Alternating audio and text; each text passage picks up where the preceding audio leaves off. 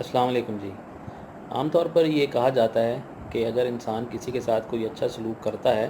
یا برے وقت میں اس کے کام آتا ہے تو ہمیں بھی چاہیے کہ جب ہمارے اوپر سے وہ برا وقت اس کی وجہ سے ختم ہو جائے تو ہمیں اس کے احسان کا بدلہ دینا چاہیے، یا کبھی وہ شخص مشکل میں ہو تو ہمیں اس کی مشکل کو دور کرنا چاہیے۔ تو ایک دفعہ ہوتا یوں ہے کہ ایک بادشاہ کو گھوڑ سواری کا بہت شوق ہوتا ہے، اور وہ گھوڑ سواری کے دوران اپنے گھوڑے سے گر جاتا ہے۔ تو جب وہ گھوڑے سے گرتا ہے تو اس کی جو گردن ہوتی ہے وہ بڑی زور سے زمین پر لگتی ہے، جس کی وجہ سے اس کی گردن تھوڑی اندر دھس جاتی ہے، اور اس کا جو سر ہے وہ گھومنے کے قابل بھی نہیں رہتا۔ اس طرح اس کا سر نہیں گھوم سکتا، گردن بھی خراب ہو جاتی ہے۔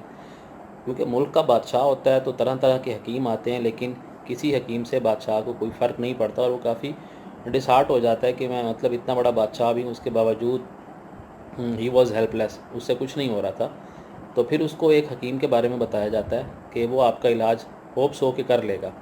تو بادشاہ فوراً اپنے وزیروں کو دوڑاتا ہے کہ اس حکیم کو لے کے آؤ۔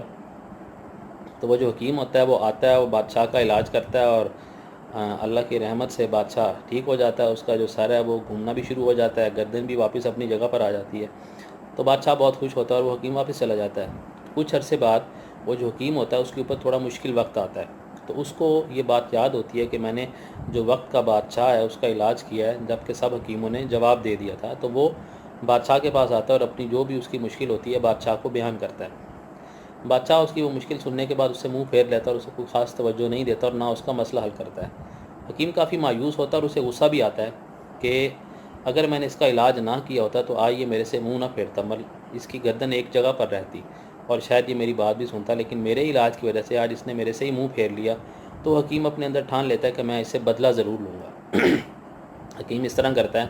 کہ اپنے غلام کو ایک بیج دے کے بھیجتا ہے کہ بادشاہ سے کہو کہ یہ جو جہاں پہ اگر بتیاں جلائی جاتی ہیں ادھر اس بیج کو جلایا جائے، اور اس کا جو دھواں اس سے پیدا ہوگا اس سے آپ کو بہت خوشبو بھی آئے گی اور آپ کی صحت بہت اچھی رہے گی۔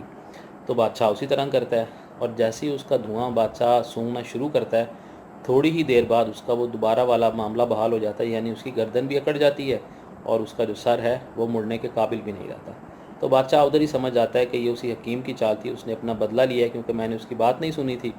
تو وہ افسوس بھی ہوتا ہے اس کو اور غصہ بھی آتا ہے، اور وہ دوبارہ اپنے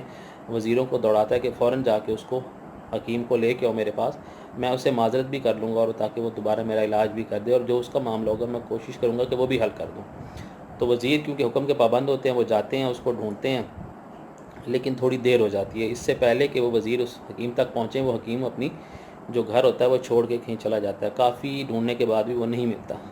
اور بادشاہ پھر ساری زندگی اسی طرح گزارتا ہے کیونکہ باقی کسی کے پاس اس کی اس مرض کا علاج نہیں ہوتا۔ تو at the end of the day the thing is کہ اگر آپ کے ساتھ کوئی اچھائی کر رہا ہے تو کوشش کریں کہ آپ اس کی اچھائی کا بدلہ اسی دنیا میں دے دیں،